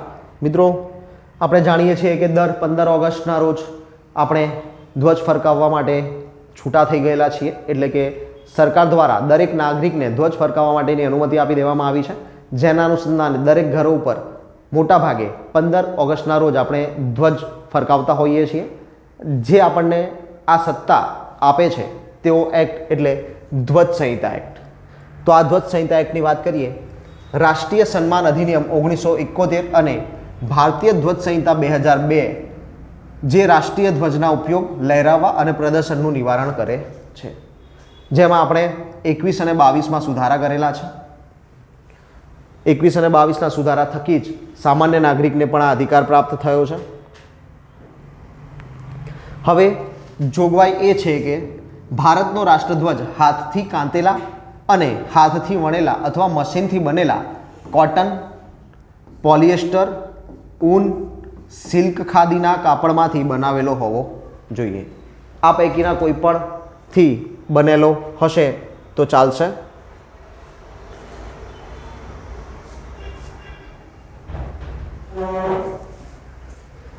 અગાઉ મિત્રો ફક્ત સુતરાઉ કાપડને જ પરવાનગી હતી, હવે આ તમામને આપી છે.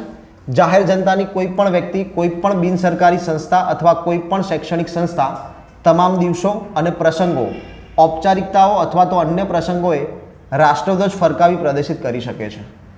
એટલે કે તમામ લોકોને આની છૂટ આપવામાં આવી છે.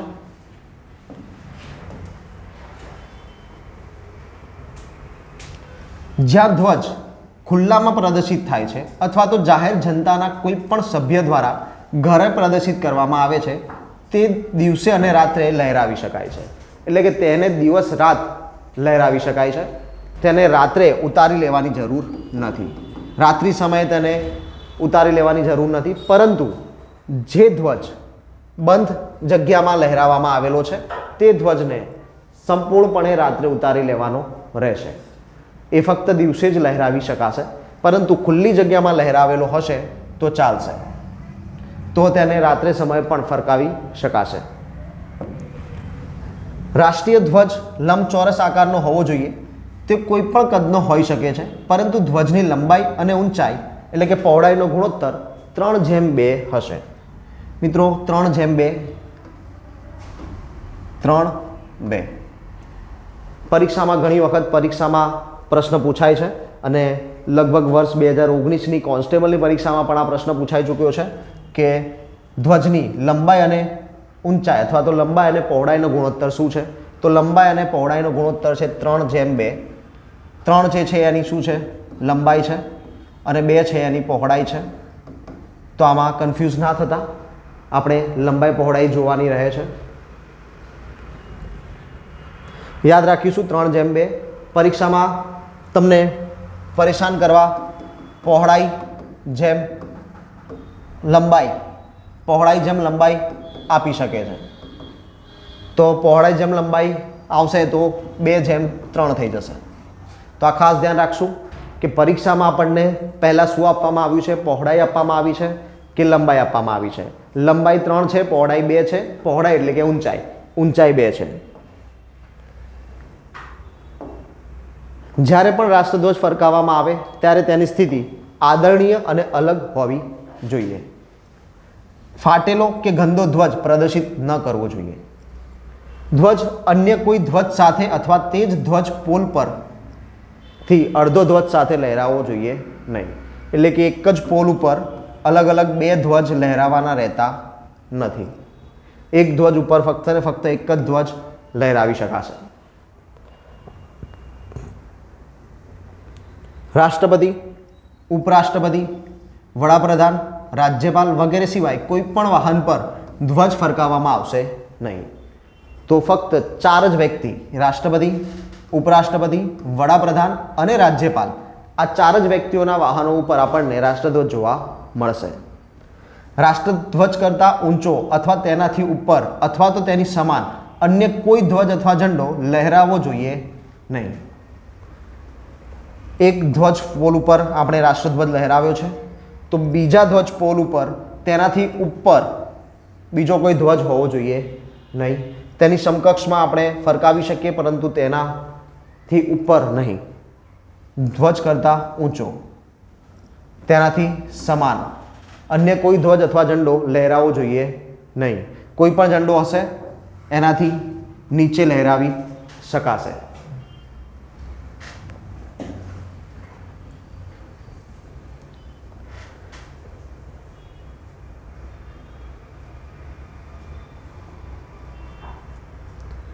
નેક્સ્ટ પોઈન્ટ તરફ આગળ વધીએ મિત્રો.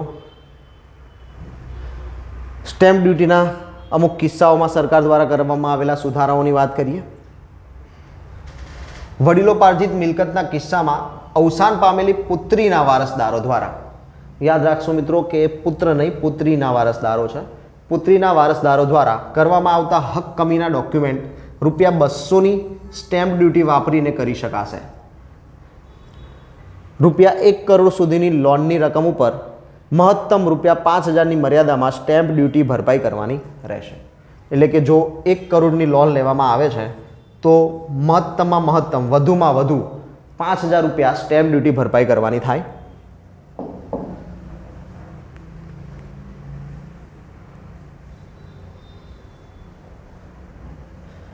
વધારાની જામીનગીરીના કિસ્સામાં હવેથી ફિક્સ ₹5,000ની ડ્યુટી ભરપાઈ કરવાની રહેશે. વધારાના જામીનગીરીના અનુસંધાને ₹5,000ની સ્ટેમ્પ ડ્યુટી ફિક્સ કરી દેવામાં આવી છે. પહેલાં સમયગાળા મુજબ અલગ અલગ રહેતી હતી.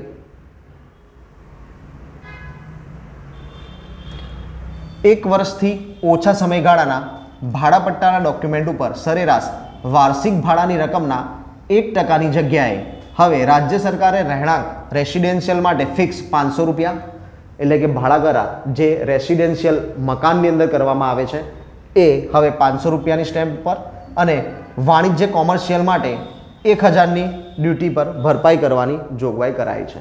એટલે કે કોમર્શિયલ જો કોઈ પણ તમે ભાડા કરાર કરાવો છો તો હવે 1,000ના સ્ટેમ્પ ડ્યુટી ઉપર કરવા પડશે, અને જો રેસિડેન્શિયલ કરાવો છો તો ₹500ને સ્ટેમ્પ ડ્યુટી ઉપર કરવા પડશે, જે અગાઉ ફક્ત 1% પર કરવાના રહેતા હતા.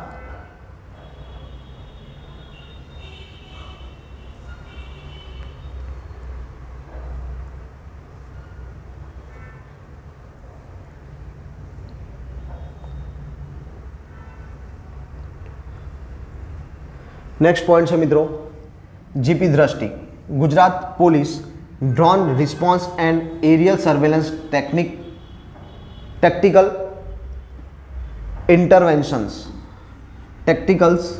ઇન્ટરવેન્શન્સ, GP Gujarat police Drishti drone response and aerial surveillance tactical ઇન્ટરવેન્શન્સ.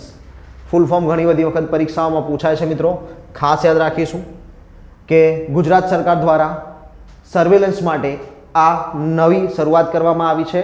DP Drishti, GP Drishti, Gujarat police Drishti, drone response and aerial surveillance tactical ઇન્ટરવેન્શન્સ.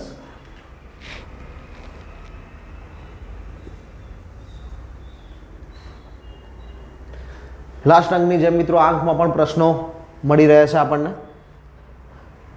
બેરાઇલ કઈ ધાતુની મુખ્ય કાચી ધાતુ છે? બેરિલિયમ. બેરિલિયમની કાચી ધાતુ છે બેરાઇલ. તો મિત્રો કોમેન્ટમાં જણાવશો એલ્યુમિનિયમ શેની કાચી ધાતુ છે? એલ્યુમિનિયમની કાચી ધાતુ કઈ? ચલો, ખેટક કયા શહેરનું પુરાણું નામ છે? મિત્રો સામાન્ય પ્રશ્ન છે. ખેડાનું જૂનું નામ છે ખેટક. ભક્તિવન કયા જિલ્લામાં આવેલું છે? ભક્તિવન સુરેન્દ્રનગર. સુરેન્દ્રનગર ખાતે આવેલું છે ભક્તિવન. ત્યારબાદના પ્રશ્નો જોઈએ. કુંભારિયાના જૈન મંદિરો કોણે બંધાવ્યા હતા? તો વિમલ મંત્રી દ્વારા તેને બંધાવવામાં આવ્યા હતા. વિમલ મંત્રી દ્વારા તે બંધાવ્યા હતા. ખાલી જગ્યાએ રાઠવા આદિવાસીઓના મુખ્ય દેવ ગણાય છે પિઠોરા. પિઠોરા ચિત્રકળા પણ તેના નામે જાણીતી છે, તે છે પિઠોરા. યાદ રાખીશું. લઘ્રો ઉપનામ ધરાવનાર સાહિત્યકારનું નામ શું? મિત્રો લઘ્રો ઉપનામ ધરાવનાર સાહિત્યકાર કોણ છે? લાભશંકર ઠાકર. લઘ્રો ઉપનામ ધરાવતા સાહિત્યકાર છે લાભશંકર ઠાકર.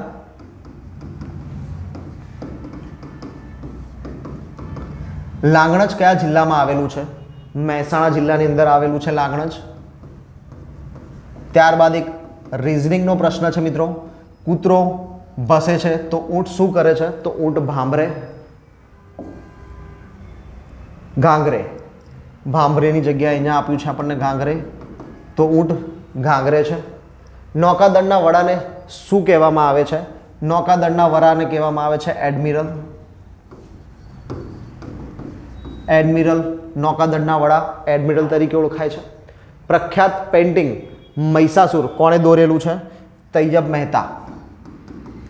તૈયબ મહેતાજી દ્વારા આ પ્રસિદ્ધ મહિષાસુર મર્દિની પેઇન્ટિંગ દોરવામાં આવેલું છે. ગુજરાતી ભાષામાં નો ની નું ના ખાલી જગ્યા વિભક્તિના પ્રત્યયો છે. મિત્રો બધું જ નો ની નું ના, આનું, આની, આની એટલે કે સંબંધ દર્શાવતી વિભક્તિ એટલે કે સંબંધક વિભક્તિના પ્રત્યયો છે. ગુનેગારનો સમાનાર્થી શબ્દ આપો. ગુનેગારના ઘણા બધા સમાનાર્થી શબ્દ થઈ શકે. અત્રે આપણને અપરાધી શબ્દ આપવામાં આવ્યો છે. ગુનેગારનો એક શબ્દ છે અપરાધી. પ્રસિદ્ધ મહાકાવ્ય પૃથ્વીરાજ રાસોની રચના કોણે કરી છે? ચંદબરદાઈ. આના ઉપર ફિલ્મ પણ બની ચૂકી છે ચંદબરદાઈ. અભિનેતા અક્ષય કુમાર હતા. ગુજરાતનું સર્વપ્રથમ ટીવી સ્ટેશન કયું છે?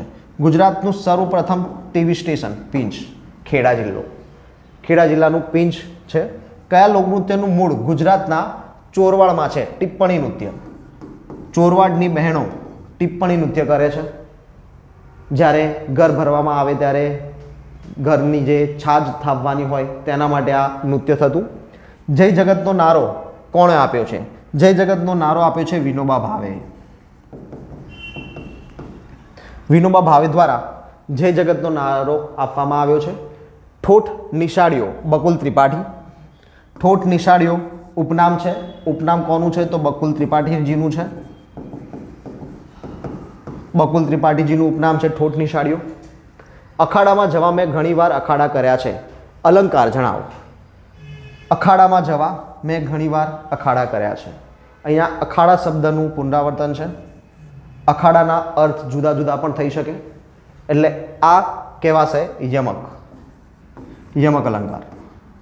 ગુજરાતી અલંકાર તમે જો ના જાણતા હોય તો આપણી યુટ્યુબ ચેનલ પર તમને ગુજરાતીના પ્લેલિસ્ટની અંદર તમને અલંકારનો લેક્ચર મળી જશે, ત્યાં જઈને જોઈ શકો છો અલંકાર તમે.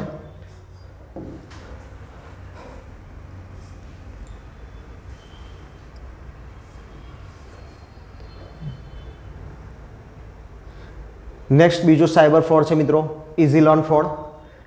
તમને ખૂબ ટૂંક જ સમયની અંદર કોઈ પણ જાતના ડોક્યુમેન્ટ વગર, કોઈ પણ જાતની ગેરંટી વગર લોન આપવા માટે જે લુભામણી બાબતો કરવામાં આવે છે તેના અનુસંધાને હાલ ફ્રોડ થઈ રહ્યું છે. તે બાબતે પાક્ષિક અંકની અંદર જાણકારી આપવામાં આવી છે કે આવા વ્યક્તિઓથી તાત્કાલિકપણે લોન આપતી બાબતોથી સચેત રહેવું. જો ખાતામાં કોઈ મોટી રકમ એકદમથી જમા થાય છે તો તેની ચકાસ કરવી અને ચકાસણી કર્યા બાદ જ કોઈક વ્યક્તિને તે ચૂકવવી. કારણ કે લોન તમારી જગ્યાએ બીજા કોઈક વ્યક્તિએ તમારા નામે લીધેલી હોઈ શકે છે કે જે તમારા ખાતામાં આવ્યા બાદ તમને ફોન કરીને કહેવામાં આવે કે આ લોન ભૂલથી તમારામાં આવી છે, તમે તરત પરત કરો, નહીં તો તમારે ચૂકવવી પડશે. તો મિત્રો ખાસ ધ્યાન રાખજો કે આ લોન ખરેખરમાં તમારે જ ચૂકવવાની હોય છે. જો તમે આ પૈસા બીજા કોઈક વ્યક્તિને ટ્રાન્સફર કરી દેશો તો એ પૈસા પણ જશે ને તમારે લોન પણ ચૂકવવી પડશે, તો બમણું નુકસાન આવશે. તો આવી બાબતોનું ધ્યાન રાખશો, જે માટે અત્રે જણાવવામાં આવેલું છે. અને આપણે લાસ્ટ પાક્ષિક અંકમાં પણ જોઈ ગયા હતા કે આવી સાયબર ફ્રોડ રિગાર્ડિંગ ફરિયાદો માટે સરકારે નંબર આપેલો છે 1930 1930 નંબર પર આપ ફરિયાદ નોંધાવી શકો છો. વ્યક્તિ વિશેષ, લાસ્ટ મિત્રો વ્યક્તિ વિશેષની વાત કરીએ તો ઇકબાલભાઈ અબ્દુલભાઈ કડીવાલા, સુરત સિવિલ હોસ્પિટલના વ્યક્તિ, સેવા માટે જાણીતા છે. સુરત સિવિલ હોસ્પિટલમાં સૌથી વધુ પ્રિય અને પ્રભાવિત વ્યક્તિત્વ એટલે શ્રી કડીવાલા. તેમને જે દર્દીઓ છે તે દર્દીઓની સેવા માટે જાણવામાં આવે છે, દર્દીઓની સેવા કરવા માટે તે જાણીતા છે. તેઓને વર્ષ 2010માં રાષ્ટ્રપતિ એવોર્ડથી સન્માનિત કરવામાં આવેલા છે. અંગદાનની ઉત્તમ સેવા કામગીરી માટે ઇન્ડિયન મેડિકલ એસોસિએશન દિલ્હી દ્વારા પણ તેમને સન્માનિત કરાયેલા છે.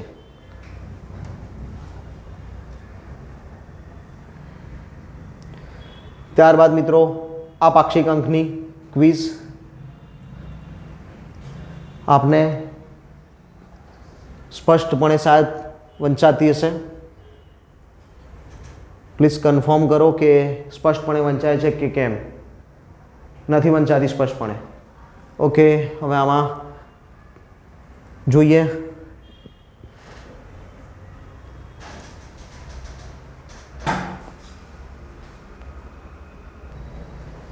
ઓકે, પાક્ષિકમાં મિત્રો કલર જ એ રીતે આપેલો છે કે થોડું અઘરું છે, તેમ છતાં પ્રયત્ન કર્યો છે આપને દેખાય તે માટે.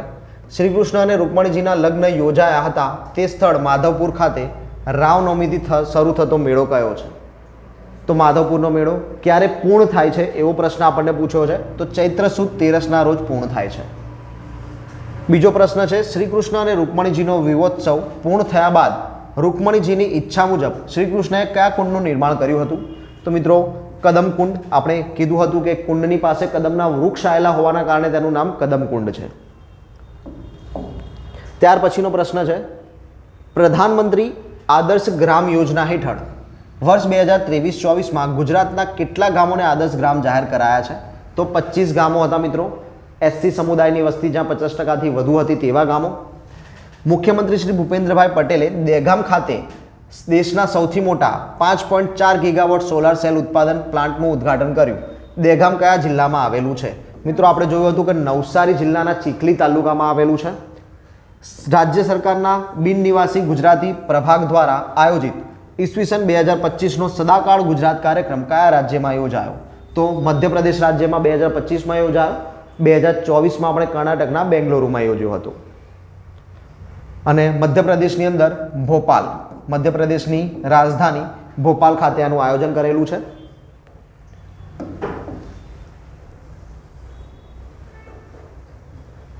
માનનીય મુખ્યમંત્રી શ્રી ભૂપેન્દ્રભાઈ પટેલે રાજકોટ જિલ્લાના કયા ગામે ખાતે મેન્સ્ટ્રુઅલ હાઇજીન અવેરનેસ કેમ્પનો શુભારંભ કર્યો છે? તો બિલિયાળા ગામે. તાજેતરમાં WHO દ્વારા ગુજરાતના કયા જિલ્લામાં ગ્લોબલ ટ્રેડિશનલ મેડિસિન સેન્ટરનું ઉદ્ઘાટન કરવામાં આવ્યું છે? તો જામનગર ખાતે કરવામાં આવ્યું છે. ગુજરાતમાં આ વર્ષે catch the rain Sujalam Sufalam જળ અભિયાન 2.0 નીચેનામાંથી કયા દિવસો દરમિયાન યોજાવાની જાહેરાત કરાઈ છે? તો મિત્રો 4 એપ્રિલથી 31 મે મહેસાણા જિલ્લાથી શરૂઆત કરવામાં આવી છે.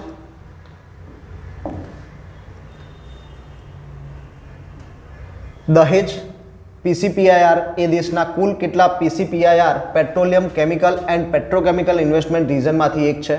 તો 4 પેટ્રોકેમિકલ્સ રિજન્સમાંનું એક છે દહેજ. 700 વર્ષ પ્રાચીન ટાંગલિયા વણાટકળાનું ઉદ્ગમ સ્થાન કયા જિલ્લામાં આવેલું છે? તો સુરેન્દ્રનગર જિલ્લામાં આવેલું છે. જીઆઈ ટેગ પ્રાપ્ત થયેલો છે વર્ષ 2009માં.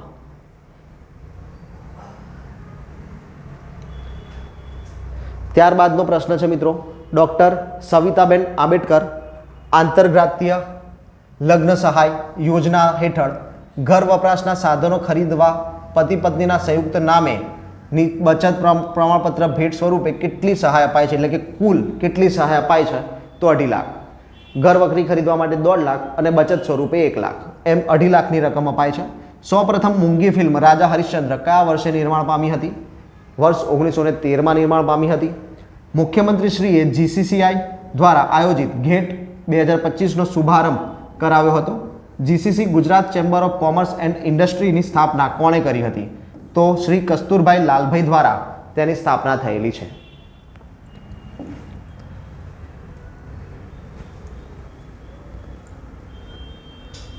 The flag code of India અનુસાર ભારતનો રાષ્ટ્રધ્વજ નીચેનામાંથી કયા કાપડનો બનેલો હોવો જોઈએ? કોટનનો, પોલિસ્ટરનો, ઊનનો. તો તમામ પ્રકારના ધ્વજને મંજૂરી આપી દેવામાં આવી છે. કુંવરબાઈનું મામેરું યોજના માટે નીચેનામાંથી કયા વિધાનો સત્ય છે? પહેલું વિધાન છે કે 2001માં યોજના શરૂ કરવામાં આવી હતી. મિત્રો આપણે જોઈ ગયા હતા કે કુંવરબાઈનું મામેરું યોજના વર્ષ 2000માં શરૂ થઈ હતી. આ યોજના હેઠળ લાભાર્થી દીઠ 12,000ની સહાય આપવામાં આવે છે. તો લાભાર્થી દીઠ 12,000 રૂપિયા સહાય મળવા પાત્ર રહેશે. મહેસૂલ વિભાગે બિનખેતી પ્રક્રિયામાં સરળીકરણ માટે મહેસૂલ ટાઇટલ અને કાયદેસર કબજેદારના પ્રમાણપત્ર બાબતે કલેક્ટરશ્રીને અરજી કર્યાની તારીખથી કેટલા દિવસમાં નિર્ણય કરવાનો રહે છે? તો 1 માસમાં, એટલે કે 30 દિવસમાં નિર્ણય કરવાનો રહે છે.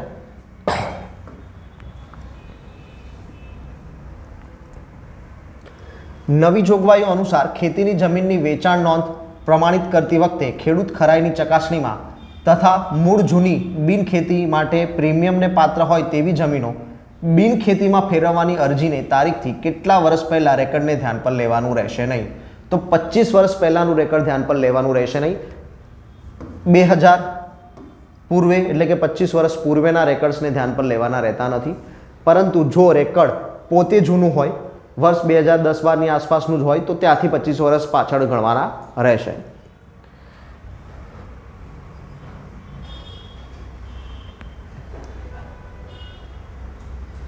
મુખ્યમંત્રી શ્રી ભૂપેન્દ્રભાઈ પટેલે ધારાસભ્યશ્રીઓને મત વિસ્તારના વિકાસ કામો માટે ફાળવવામાં આવતી રકમમાં કેટલો વધારો કર્યો છે?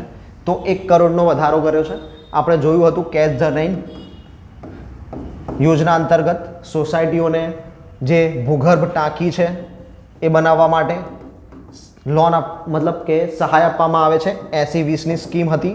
80% સરકારના, 20% પબ્લિકના. એમાં પણ 20% જે પબ્લિકે ચૂકવવાના છે એ એમપી એમએલએ ધારાસભ્યશ્રીઓ ચૂકવી શકે છે. તેના માટે આ રકમની ફાળવણી કરી છે. વડીલોપાર્જિત મિલકતના કિસ્સામાં અવસાન પામેલી પુત્રીના વારસદારો દ્વારા કરવામાં આવતા હક કમીના ડોક્યુમેન્ટ કેટલી સ્ટેમ્પ ડ્યુટી વાપરી કરી શકાશે? તો 200 રૂપિયાની સ્ટેમ્પ ડ્યુટી વાપરી કરી શકાશે. ગુજરાત પોલીસનો નવીન project GP Drishti Gujarat police drone response and aerial surveillance tactical interference. યાદ રાખજો મિત્રો, ફૂલ ફોર્મની અંદર આવી રીતે ખાલી જગ્યા આપીને પણ પૂછી શકે છે. તો હાલ આ પાક્ષિક અંકના આપણે 20 પ્રશ્નો પૂર્ણ કર્યા. તે સિવાય વ્યક્તિઓના નામના ફેરફાર બાબતે વાત કરવામાં આવેલી છે.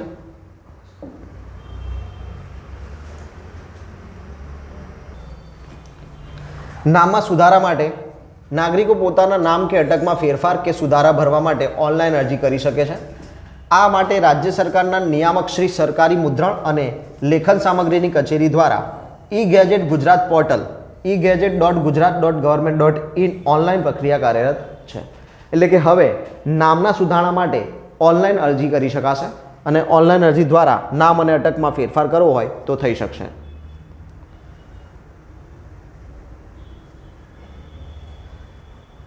કોમર્શિયલ પાયલટ લાયસન્સ યોજનામાં તાલીમ માટે 25 લાખની લોન 4% વ્યાજ દરે મળે છે. યાદ રાખીશું મિત્રો કે પાયલટ લાયસન્સ યોજના અંતર્ગત 25 લાખની છે, વિદેશ અભ્યાસ માટે 15 લાખની છે. બંનેમાં વ્યાજનો દર 4% છે. વિદેશ અભ્યાસ લોન યોજનાનો હેતુ અનુસૂચિત જાતિના તેજસ્વી વિદ્યાર્થીઓને સ્નાતક પછીના અભ્યાસક્રમ માટે વિદેશ અભ્યાસ કરી પોતાની ઉચ્ચ કારકિર્દી બનાવવા આર્થિક સહાય આપવાનો ઉદ્દેશ્ય છે. લાભ કોને મળવાપાત્ર છે? તો અનુસૂચિત જાતિના તેજસ્વી વિદ્યાર્થીઓને મળવાપાત્ર છે, એસસી સમાજના વિદ્યાર્થીઓને મળવાપાત્ર છે. આવક મર્યાદા, કોઈ જ આવક મર્યાદા આપવામાં આવી નથી. તમામ આવક મર્યાદા ધરાવતા વ્યક્તિઓ લાભ લઈ શકે. મળવાપાત્ર સહાય છે 15 લાખ રૂપિયાની લોન 4%ના વ્યાજ દરે. સંપર્ક અધિકારી મુખ્ય કચેરી ગાંધીનગર ખાતે છે, ત્યાં સંપર્ક કરી શકાય. યાદ રાખીશું મિત્રો ફરીથી કે વિદ્યાર્થી વિદેશ અભ્યાસ લોન માટે સહાય છે 15 લાખ રૂપિયા. પરંતુ ત્યાં સામે વાત કરો પાયલોટ સ્કીમની, તો પાયલોટ સ્કીમ માટે કોમર્શિયલ પાયલટ લાયસન્સ યોજનામાં તાલીમ માટે 25 લાખની લોન સરકાર દ્વારા અપાય છે. બંનેમાં વ્યાજનો દર 4% છે. મિત્રો એ સિવાય આપણે લાસ્ટમાં પણ વાત કરી હતી, લાસ્ટ વખતે પણ, કે મેન્સની અંદર જો તમે રાઇટ ડાઉન કરી રહ્યા છો કંઈક માહિતી, તો એની અંતર્ગત તમે જાહેર નિવેદનને એની અંદર આ પ્રમાણે QR કોડ મૂકીને લખી શકો કે વધુ માહિતી માટે સ્કેન કરી શકો. આવી એક નવતર પહેલ તમે શરૂ કરી શકો છો. અત્રે વડનગરનો એક ફોટોગ્રાફ રજૂ થયેલો છે, આપ જોઈ શકો છો. અત્રે આપણું 16 એપ્રિલ 2025નું ગુજરાત પાક્ષિક અંક પૂર્ણ થયું. હવે આગામી આપણે જ્યારે પણ મળીશું ત્યારે મળીશું 1 મે 2025ના પાક્ષિક અંક સાથે. ત્યાં સુધી રજા આપશો. જય હિન્દ, જય ભારત, જય જય ગરવી ગુજરાત.